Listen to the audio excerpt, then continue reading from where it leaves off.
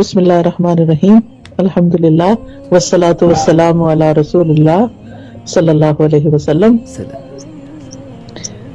शबान जो है ये इस्लामी कैलेंडर का 8वां महीना है, जो रजब और रमज़ान के दरमियान में आता है। रजब भी जैसा कि आपको मालूम है कि हुर्मत वाला महीना है, और रमज़ान तो खैर उसकी फजीलत और उसकी बरकतों का क्या कहना। इस महीने में नबी सल्लल्लाहु अलैहि वसल्लम का तरीका क्या था, आप क्या करते थे। ये वो महीना है जिसमें रसूलुल्लाह सल्लल्लाहु अलैहि वसल्लम ने रमज़ान के बाद सबसे ज्यादा रोजे रखे। हज़रत आयशा कहती हैं कि रसूलुल्लाह सल्लल्लाहु अलैहि वसल्लम नफल रोजा रखने लगते तो हम कहते कि अब आप रोजा रखना छोड़ देंगे, यानी रोजा रखना छोड़ेंगे ही नहीं, और जब रोजा छोड़ देते तो हम कहते कि अब आप रोजा रखेंगे ही नहीं। और मैंने रसूलुल्लाह सल्लल्लाहु अलैहि वसल्लम को रमजान के अलावा कभी पूरे महीने के नफली रोजे रखते हुए नहीं देखा। रमजान के अलावा आपने शाबान में पूरे महीने के रोजे रखे। जितने रोजे आप शाबान में रखते थे इतने रोजे किसी और महीने में नहीं रखते थे। यानी रमजान के बाद सबसे ज्यादा जिस महीने के रोजे रखने चाहिए हम सबको रसूलुल्लाह सल्लल्लाहु अलैहि वसल्लम की इत्तिबा में, वो शाबान का महीना है। उम्मे सलमा रज़ियल्लाहु ताला अन्हा नबी सल्लल्लाहु अलैहि वसल्लम की ज़ौजा मोहतरमा है, तो ये भी फरमाती हैं कि मैंने नबी सल्लल्लाहु अलैहि वसल्लम को शाबान और रमजान के अलावा पैर दर पैर रोजे रखते हुए नहीं देखा। तो इन अहादीस से हमें माह शाबान में कसरत से रोजा रखने की अहमियत के बारे में पता चलता है। ये वो महीना है जिसमें लोगों के अमाल अल्लाह ताला के सामने पेश होते हैं। सुनन नसाई की एक रिवायत से हमें पता चलता है, उसामा बिन ज़ैद जो नबी सल्लल्लाहु अलैहि वसल्लम के बहुत महबूब थे, आपके जो ज़ैद बिन साबित रज़ी अल्लाह ताला अन्हु जो थे, उनके बेटे थे, ज़ैद बिन हारिसा के बेटे थे। वो कहते हैं कि मैंने अर्ज किया, अल्लाह के रसूल सल्लल्लाहु अलैहि वसल्लम, मैंने आपको किसी महीने में इतने रोजे रखते नहीं देखा जितने आप शाबान में रखते हैं। आपने फरमाया ये वो महीना है कि लोग इसमें गफलत कर जाते हैं। ये रजब और रमजान के दरमियान है, और ये वो महीना है कि इसमें रब्बुल आलमीन के यहाँ इंसानों के अमाल पेश किए जाते हैं। तो मैं चाहता हूँ कि मेरे अमाल पेश हों तो मैं रोजे से हूँ, यानी जिस वक्त मेरे अमाल अल्लाह ताला के सामने आए तो मैं रोजा रखे हुए हूँ।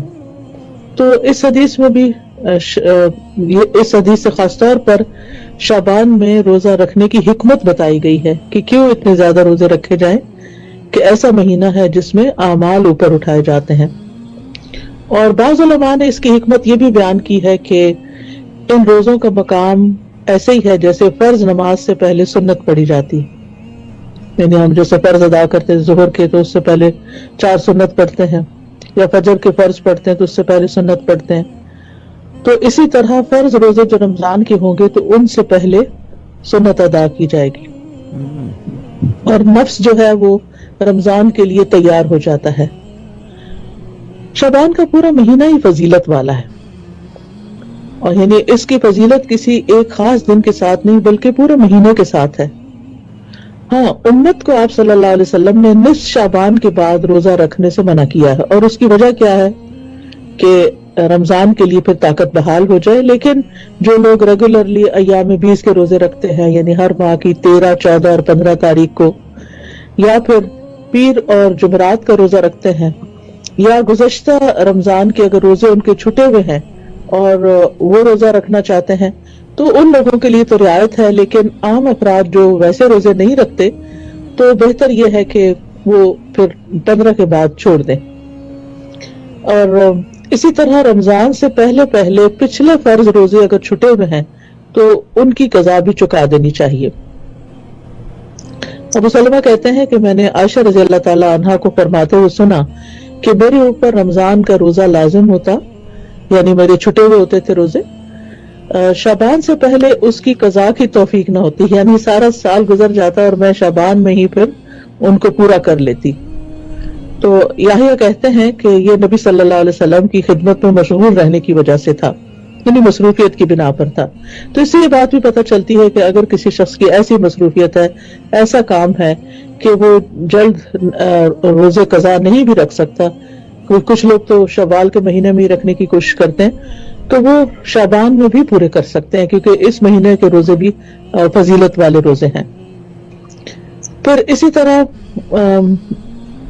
شعبان میں خاص طور پر قرآن مجید کی تلاوت بھی کرنی چاہیے، اور اس میں ہم دیکھتے ہیں کہ سلمہ بن کہیل کہتے ہیں کہ شعبان کے مہینے کو قراءت قرآن کا مہینہ کہا جاتا ہے، یعنی جو ہمارے پہلے بزرگ نیک لوگ تھے وہ اس مہینے میں خاص طور پر تلاوت قرآن کا اہتمام کرتے تھے۔ حافظ ابن رجب کہتے ہیں کہ جب شعبان داخل ہو جاتا تو عمرو بن قیس اپنی تجارت بند کر دیتے اور قرآن کی قراءت کے لیے خود کو فارغ کر لیتے، اور کہتے تھے کہ خوشخبری ہے اس کے لیے جس نے رمضان سے پہلے اپنے نفس کی اصلاح کر لی۔ اور اسی لیے ہم دیکھتے ہیں کہ بعض اوقات ہمارے اپنے کچھ قصور، غلطیاں، کوتاہیاں، گناہ ہوتے ہیں جو ہماری نیکیوں کے راستے میں رکاوٹ بن جاتے ہیں، تو اس کے لیے بھی یہ ہے کہ پھر شعبان کے مہینے میں کثرت سے استغفار بھی کرنی چاہیے، تاکہ ہم جب رمضان میں داخل ہوں تو بھرپور طریقے سے داخل ہوں اور خوب خوب عبادت کر سکیں، کیونکہ وہ نیکیوں کا موسم بہار ہے۔ تو ہمیں بھی دیکھنا چاہیے کہ وہ ہمارا شعبان کیسے گزر رہا ہے، اور پھر یہ کہ ہم کتنی تیاری کر رہے ہیں۔ عام طور پر لوگ رمضان اور عید کی تیاری کے لیے اس مہینے کو بزنس کا مہینہ بنا لیتے ہیں، اور زیادہ تر ٹائم جو ہے وہ پھر دنیا کے کاموں میں لگ جاتا ہے۔ ٹھیک ہے، وہ بھی انسان کی ضرورت ہے، لیکن اس میں بھی اعتدال ہونا چاہیے، کیونکہ رمضان جو ہے اس سے پہلے تیاری ضروری ہے، تو شعبان جو ہے یہ تیاری کا مہینہ ہے۔ ابو بکر بلخی کہتے ہیں رحمۃ اللہ علیہ کہ ماہ رجب کھیتی لگانے کا مہینہ ہے اور ماہ شعبان کھیتی کو پانی لگانے کا مہینہ ہے، اور ماہ رمضان کھیتی کاٹنے کا مہینہ ہے، یعنی اس میں انسان پھر زیادہ سے زیادہ نیکیاں کما لیتا ہے، یعنی فائدہ یا نفع اٹھاتا ہے۔ تو یہ بھی کہتے ہیں کہ ماہ رجب کی مثال ہوا جیسی ہے، ماہ شعبان کی مثال بادلوں جیسی ہے، اور رمضان کی مثال بارش جیسی ہے، یعنی جیسے پہلے ہوائیں چلتی ہیں، پھر بادل آتے ہیں، پھر اس کے بعد بارش برستی ہے۔ تو جس نے ماہ رجب میں نہ تو کھیتی بوئی ہو، نہ شعبان میں کھیتی کو پانی لگایا ہو، تو وہ رمضان میں کیا کھیتی کاٹے گا؟ یعنی جس نے تیاری نہیں کی ان نیکیوں سے بھرپور فائدہ اٹھانے کی۔ آپ دیکھیں جیسے کچھ سیلز لگتی ہیں، بلیک فرائیڈے ہوتا ہے یا اور اس طرح کے خاص دن ہوتے ہیں، تو لوگ پہلے سے ہی پلان کر کے رکھتے ہیں اور پھر ساری تیاری کے ساتھ اس دن سے بھرپور فائدہ اٹھاتے ہیں۔ تو شعبان کے جو نصف شعبان کی رات ہوتی ہے، جس کو 15ویں شعبان کی رات کہتے ہیں، بہت سے لوگ یہ سمجھتے ہیں کہ یہ رات جو ہے وہ خاص عبادت کی رات ہے، یا اور اس وجہ سے کہ اس میں قرآن مجید نازل ہوا تھا، شروع ہوا تھا، جی نزول شروع ہوا تھا۔ لیکن حقیقت یہ ہے کہ وہ رمضان میں ہوا ہے، کیونکہ قرآن مجید میں آتا ہے شہر رمضان الذی انزل فیہ القرآن، تو وہ 15 شعبان کو نہیں شروع ہوا بلکہ رمضان میں شروع ہوا ہے۔ صحیح۔ پھر اسی طرح عام طور پر لوگ 15ویں شعبان کی رات کو شب برات کہتے ہیں کہ اس رات میں برات ہو جاتی ہے، یعنی انسان کے گناہ جو ہیں وہ سارے معاف ہو جاتے ہیں، یا کچھ اور چیزیں بھی لوگ جو ہیں ان کے کچھ کانسیپٹس ہیں، ان میں سے ایک یہ ہے کہ اللہ تعالی ہمیں بخشنے کے لیے آسمان دنیا پر اس رات کو نزول فرماتے ہیں۔ تو حقیقت یہ ہے کہ اللہ سبحانہ وتعالی ہر رات آسمان دنیا پہ نزول فرماتے ہیں تاکہ لوگوں کو بخش دیا جائے۔ حدیث میں آتا ہے، صحیح بخاری کی روایت ہے، رسول اللہ صلی اللہ علیہ وسلم نے فرمایا ہمارا رب ہر رات آسمان دنیا پر نزول فرماتا ہے، جب رات کا آخری تہائی حصہ باقی رہ جاتا ہے اور آواز دیتا ہے کوئی ہے جو مجھ سے دعا کرے میں اسے قبول کروں، کوئی ہے جو مجھ سے مانگے تو میں اس کو عطا کروں، کوئی ہے جو مجھ سے مغفرت طلب کرے یعنی بخشش مانگے اپنے گناہوں کی تو میں اس کو معاف کر دوں۔ اچھا، اسی طرح بعض لوگوں کا خیال یہ ہے کہ یہ وہ رات ہے جس میں ہماری تقدیر یا عمر اور رزق کا فیصلہ کیا جاتا ہے، تو بات یہ کہ یہ بھی ایک غلط فہمی ہے۔ تقدیر جو ہے نا ہماری، وہ ماں کے پیٹ میں ہی لکھ دی جاتی ہے، اور اس کے لیے حدیث میں واضح طور پر آتا ہے کہ رسول اللہ صلی اللہ علیہ وسلم نے فرمایا تمہاری پیدائش کی تیاری تمہاری ماں کے پیٹ میں 40 دنوں تک نطفے کی صورت میں کی جاتی ہے. اتنی ہی دنوں میں پھر خون کی پھٹکی کی صورت اختیار کیا جاتا ہے، یعنی علقہ بن جاتا ہے. پھر اتنے ہی دنوں میں گوشت کے چبائے ہوئے ٹکڑے کی طرح بچہ رہتا ہے. اس کے بعد یعنی 120 ڈیز جب گزرتے ہیں تو اللہ تعالیٰ ایک فرشتہ بھیجتا ہے اور اسے 4 باتوں کے لکھنے کا حکم دیتا ہے. اس سے کہا جاتا ہے اس کا عمل، اس کا رزق اور اس کی مدت زندگی، اور یہ کہ یہ بد ہوگا یا نیک، یہ لکھ دو. تو یہ تو اس رات نہیں لکھا جاتا، یہ ماں کے پیٹ میں ہی لکھ دیا جاتا ہے. تیسری بات یہ ہے کہ بعض لوگوں کا خیال ہے کہ 15 شعبان کو اللہ تعالیٰ ہمارا نامہ اعمال دیکھتا ہے. تو اس کے بارے میں بھی واضح حدیث سے پتہ چلتا ہے کہ ہر پیر اور جمعرات کو نامہ اعمال پیش کیا جاتا ہے، اور شعبان کے پورے مہینے میں کسی وقت بھی یہ ہو سکتا ہے، جیسے پہلے میں نے ذکر کیا. یعنی اس کے لیے 15 تاریخ خاص نہیں ہے. رسول اللہ صلی اللہ علیہ وسلم نے فرمایا سوموار اور جمعرات کو اعمال اللہ کے حضور پیش کیے جاتے ہیں، اور میری خواہش ہے کہ میرا عمل اس حال میں پیش کیا جائے کہ میں روزے سے ہوں. اسی طرح بعض لوگ یہ سمجھتے ہیں کہ 15 شعبان کی رات کو خاص قسم کی عبادتوں یا خاص قسم کی نمازوں کے لیے مخصوص کرنا چاہیے کہ ان کا اجر زیادہ ہے. اس کی بھی کوئی ہمیں دلیل نہیں ملتی کہ اس میں کوئی خاص قسم کے نفل پڑھنے کا حکم ہے کہ اتنی دفعہ اس میں قل ہو اللہ پڑھو یا کوئی اور چیزیں پڑھو. روٹین میں جو بھی آپ اپنے تہجد میں پڑھتے ہیں اس سے تھوڑا اور بڑھا لیجئے، لیکن یہ ہے کہ مخصوص طریقہ کوئی نہیں بتایا گیا عبادت کا. پھر اسی طرح لوگ سمجھتے ہیں کہ شاید 15ویں کا روزہ جو ہے وہ خاص اجر کا باعث ہے. اس کی بھی ہمیں کوئی دلیل نہیں ملتی.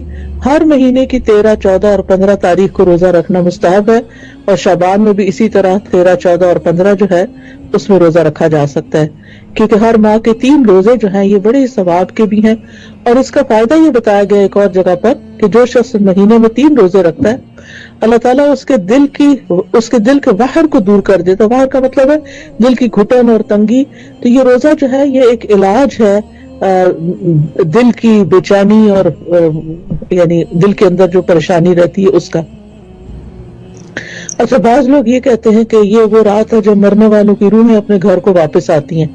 اس کے لیے بھی ہمیں قرآن و سنت سے کوئی ایسی بات نہیں پتہ چلتی، یعنی کوئی صحیح حدیث اس پر نہیں ہے کہ روحیں دنیا میں واپس آ سکتی ہیں، کیونکہ روحیں جو ہیں مرنے کے بعد ایک خاص مقام پر ہوتی ہیں اور وہ وہیں پر ہی رہتی ہیں، وہ ادھر ادھر گھومتی پھرتی نہیں ہیں، جیسے کہ ایک عام کانسیپٹ پایا جاتا ہے. عالم برزخ.